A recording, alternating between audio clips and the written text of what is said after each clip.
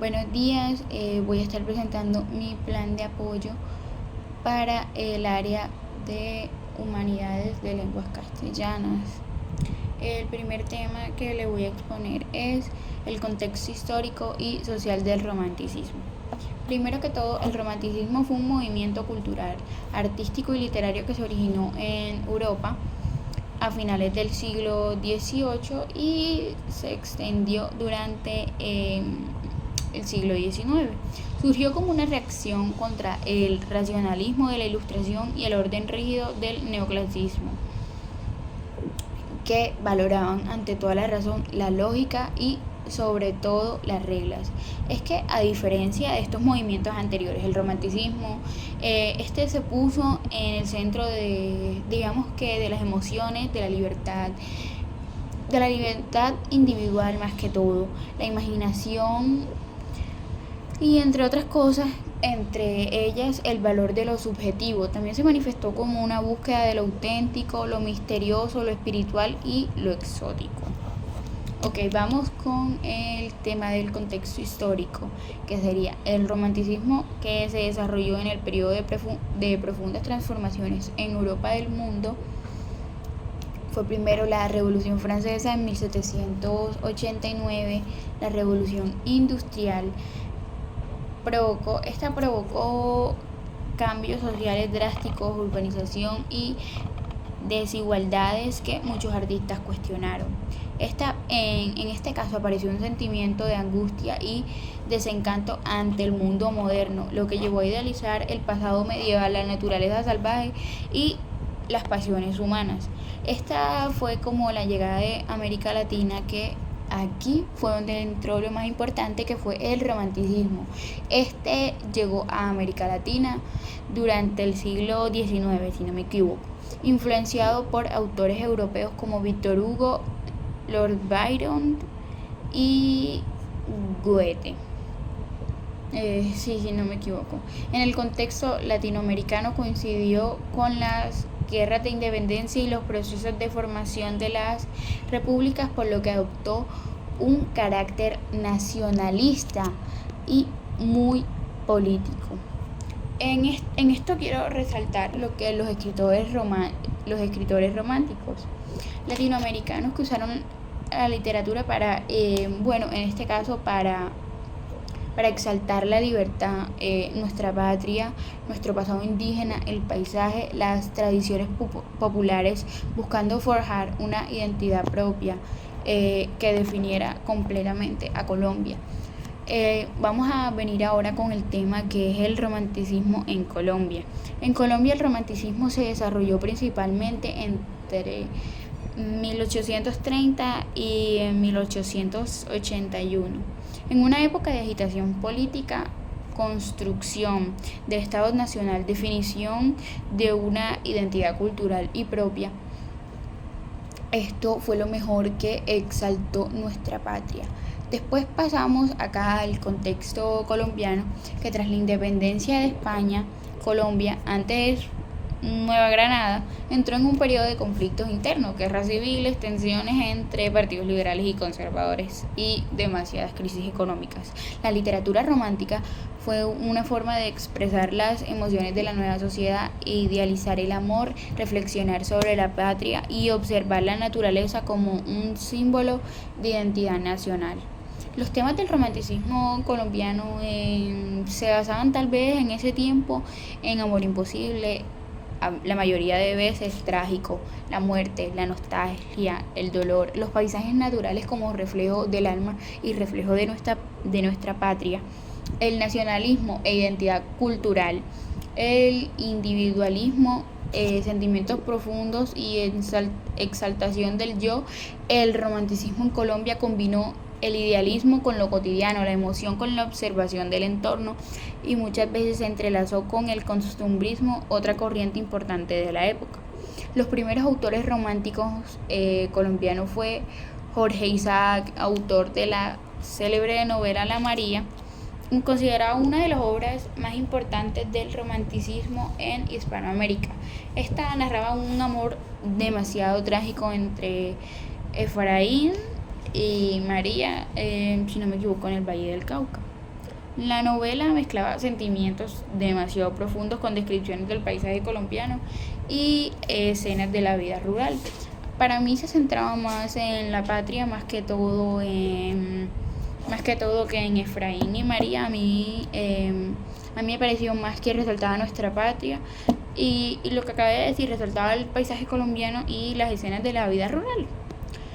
Jorge Eusebio Caro fue poeta, ensayista y político. También fue un fundador del Partido Conservador. Sus poemas expresaban profunda espiritualidad, melancolía y reflexión filósofa. Bueno, este era un poeta, ensayista y político fundador del Partido Conservador. Sus temas expresaban profundidad espiritual, melancolía y reflexión filósofa.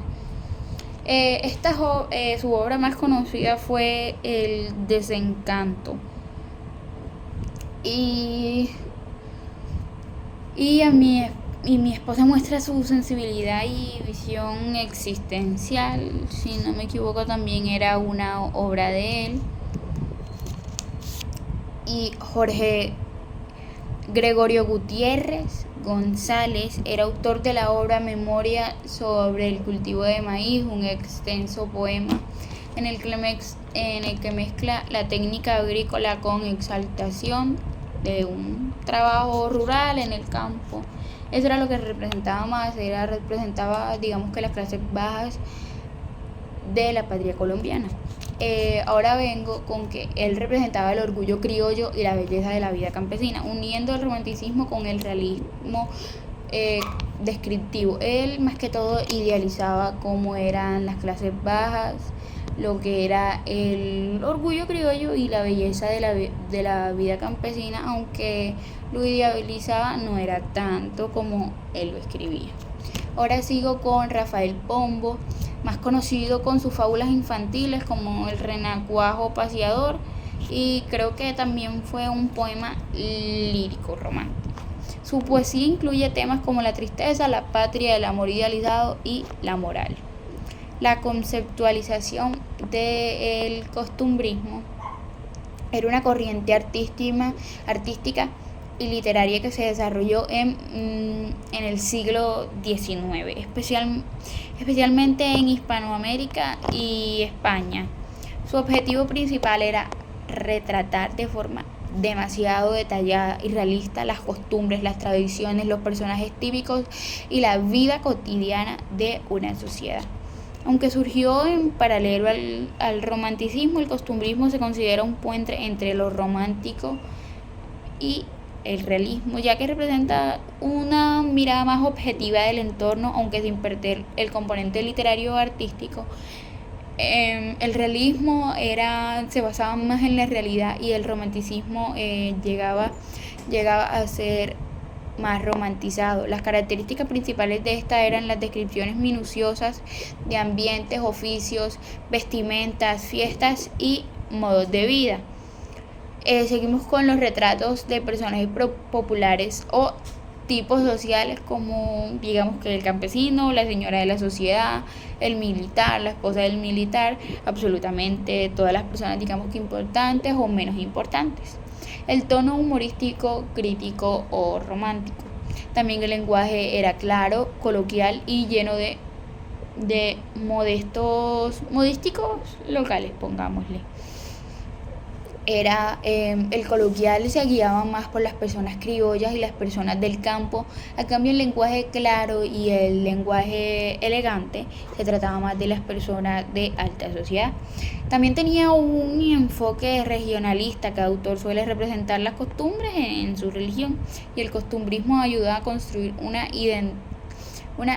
identificación nacional, resaltando lo propio, lo cotidiano y lo autónomo en posición a lo extranjero o lo europeo, como los colombianos que somos.